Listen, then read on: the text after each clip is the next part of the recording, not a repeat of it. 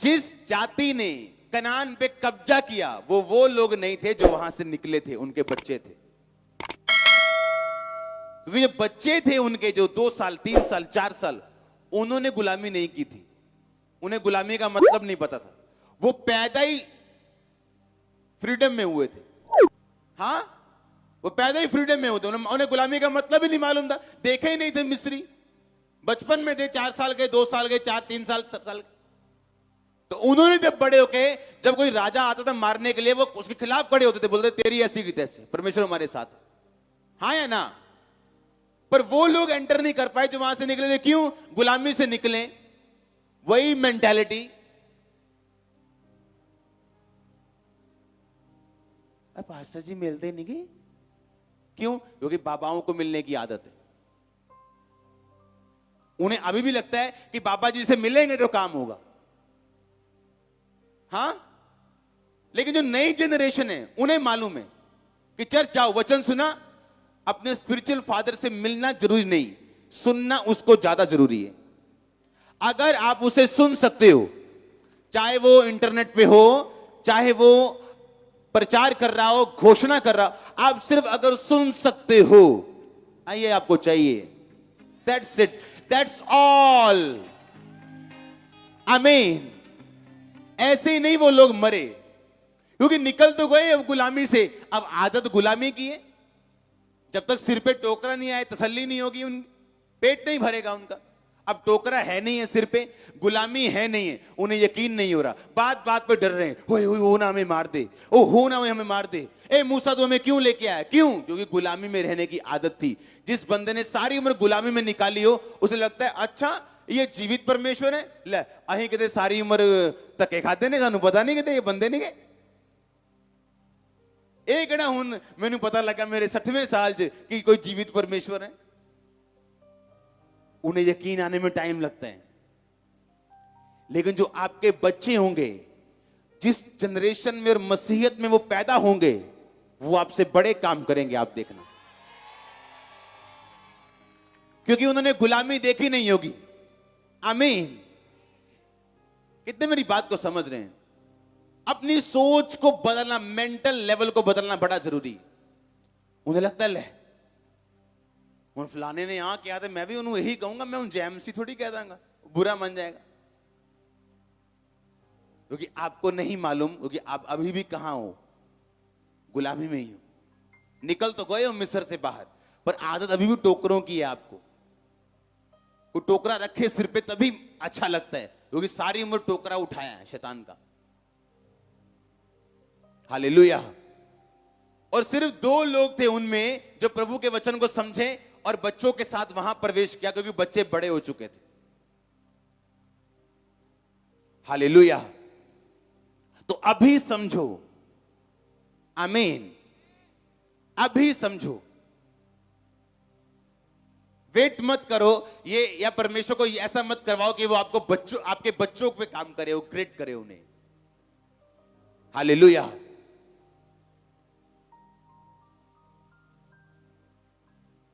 लोगों को हैरानी थी कि 60 साल में कहां था, 70 साल में कहां था, ये कैसे हो सकता है? अब चर्च में बैठे भी उनको 2-2 मन हो रहे हैं। ये वो काम देखते थे, नहीं साची लगती। हाँ, वही मिस्री लोग थे। ये कैसे हो सकता है? हम सारी उम्र गुलामी झेली, हम कैसे फ्री हो गए? कहीं ये टेम्परेरी तो नहीं, कहीं 1 साल के लिए तो नहीं, कहीं 6 महीने के लिए तो नहीं, फिर से हम कहीं वहां तो नहीं फंस जाएंगे? लेकिन उनके बच्चे जो थे वो काम करते थे, और कनान पे कब्जा और जातियों पे कब्जा उन्होंने किया। आमीन। हालेलुया। आपको समझना है परमेश्वर के प्लान को। आमीन। प्रेयर से, फास्टिंग से, चर्च अटेंड करने से, बैठने से प्रभु की हुजूरी में आप धीरे धीरे उस प्लान को समझते हो जो परमेश्वर ने आपके लिए रखा हुआ। ये कैसेट नहीं है जो आपके सामने चलेगी और आप अपनी सारी लाइफ देख लोगे, अच्छा अब प्रभु ने ये करना है, अच्छा फलाने साल में ये होगा, ढिमकाने में ये होगा। नो नो नो, परमेश्वर आपको दिन प्रतिदिन इवेंट्स को अनफोल्ड करता है आपकी आंखों के सामने, जब आप चलते हो परमेश्वर में वफादारी के साथ। क्या वो आपको छोड़ देगा? क्या वो आपको त्यागेगा? क्या उसके पास आपके लिए प्लान नहीं है? क्या वो आपसे प्रेम नहीं करता? क्या वो लेट होता लोगों की लाइफ में? नहीं। तो क्यों डरते हो तुम? अपना रोल अदा करो, अपनी तरफ से कमी मत रहने दो। आमीन। आप फिर देखोगे वही परमेश्वर जिसने इस्राएलियों को छुड़ाया अजीब रीति से, वो आपको छुड़ाने वाला है। वो तेरे लिए राजाओं को घुड़केगा लिखा, वो तेरे लिए बड़े बड़े राजाओं को झिड़केगा, बाइबल कहती है। तेरे लिए रूल्स चेंज करने वाले देशों के करेगा, कहता परमेश्वर। ऐसा परमेश्वर है वो। आमीन। ये ब्लेसिंग आप और आपके परिवार का हिस्सा हो। परमेश्वर में पूरी मजबूती के साथ आप चल सकें, ये प्रोफेसी आपके लिए पूरी हो। ये डिक्लेरेशन आप और आपके परिवार की जिंदगी में पूरी हो। अगर आमीन ऊंचा, ये आशीष आपकी है चर्च। मैंने कहा अगर आमीन ऊंचा, ये आशीष आपकी है। Hallelujah, hallelujah. जो 7 बार बोलो ऊंची आवाज में अपने हाथों को उठा के हालेलुया।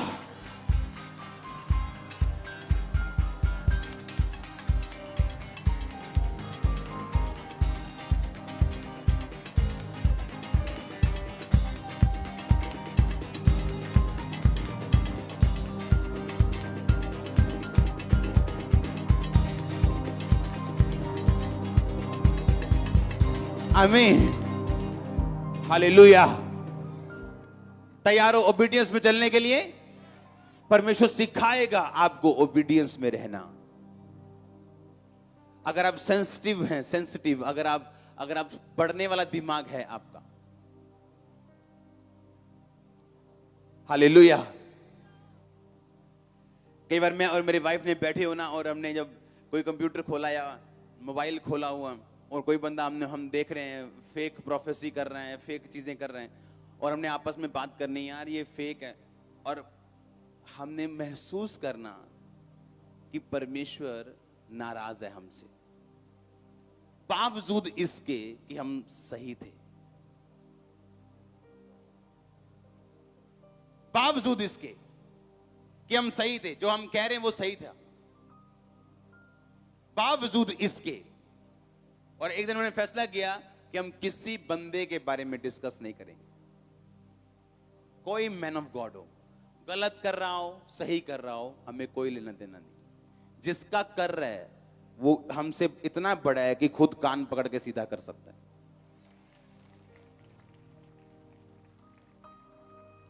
क्योंकि जब भी हमने ऐसा कुछ करना, हमने फंसना,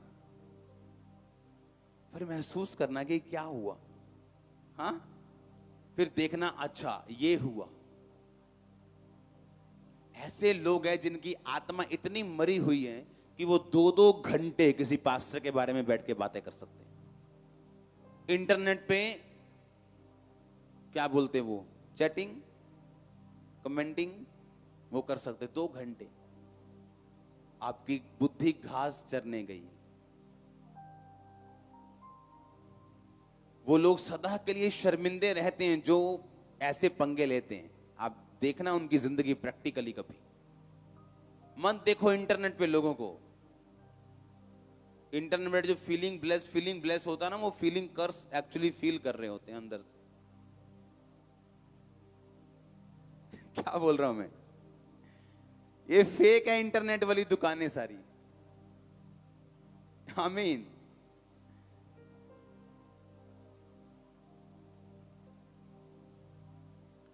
हालेलुया।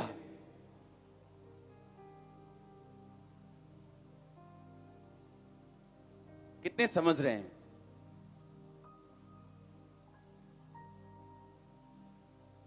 इंडिया का एक बहुत बड़ा इवेंजलिस्ट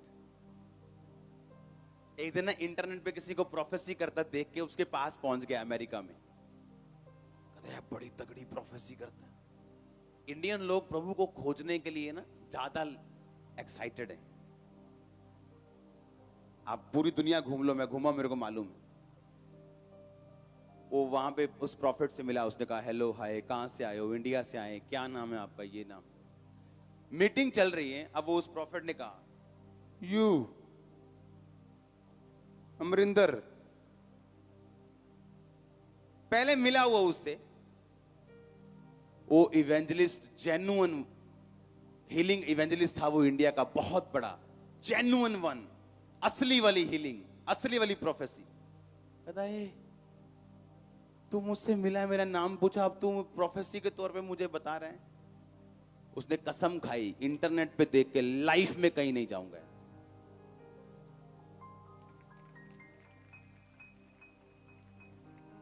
कि प्रभु करते हैं मिरेकल, वो करता है प्रोफेसी, पर आपको गलत मीडियम यूज करने हैं उसके लिए, तो आपका मन और आत्मा मरी हुई है, आप मरे हुए मसीही हो। ऊपर नरक में भी 3rd डिग्री मिलने वाली है ऐसे लोगों को। हालेलुया। ये क्या कर रहे है तू? और वो हीलिंग इवेंजलिस्ट इतना जेन्युइन व्यक्ति था और क्राउड था उसके पास, लाखों का, उसका नाम मैं बस नहीं ले सकता हूं, इंडिया में biggest, one of the biggest evangelist. और ऐसे एक्सपीरियंस होते हैं हम लोगों को। और आपको एक बात मैं बताता हूं, मैंने अपने स्पिरिचुअल फादर, जब मैं नाइजीरिया में जाता हूं, मैंने हर जगह एक चीज देखी, जेन्युइनिटी आपको लॉन्ग लाइफ देती है।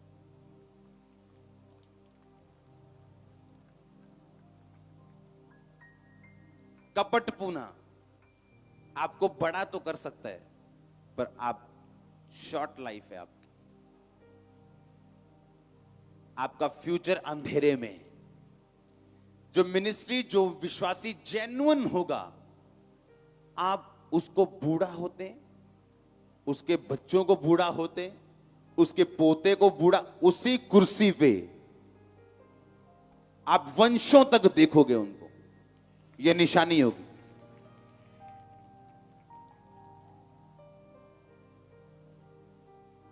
हालेलुया। एक एक वर्ड, सिंगल वर्ड जो आप यहां पे टेस्टिमनी सुनते हो, सिंगल वर्ड, सिंगल जेन्युइन होता है। खास इंस्ट्रक्शन है 14 सालों से, जितना हुआ उतना ही बताना है। प्रोफेसी लोगों को खुश करने के लिए नहीं करनी, जिस दिन प्रभु करे उस दिन करो, लोगों को खुश करने के लिए कुछ, मगर नहीं, प्रभु बात करता चले जाओ। 2 महीने ऐसे निकले हैं चर्च में, कोई प्रोफेसी नहीं की मैंने। 2 महीने, 3 महीने हीलिंग की, डिलीवरेंस की, चले गए। मुझे जरूरी नहीं मैं आपको इंप्रेस करूं, आमीन। मुझे किसी बंदे का प्रेशर नहीं है अपनी चर्च में। मैं इतना जानता हूं, जो वर्ड ऑफ गॉड प्रभु ने मुझे दिया, अगर मैं कुछ भी ना करूं तो ये वर्ड ऑफ गॉड काफी है इन लोगों के लिए। हालेलुया। जब आत्मा मर जाए, जेन्युइननेस मर जाए, तो इससे बुरी बात एक गॉड सर्वेंट के लिए और कुछ नहीं। आमीन। एक बंदा चर्च ऑफिस में कुछ लाख रुपए डाल गया। मेरी टीम ने बताया कि कुछ लाख रुपए किसी ने डाले। मैंने कहा कौन है? कहने ये है। मैंने कहा मेरी फोन पे बात कराओ।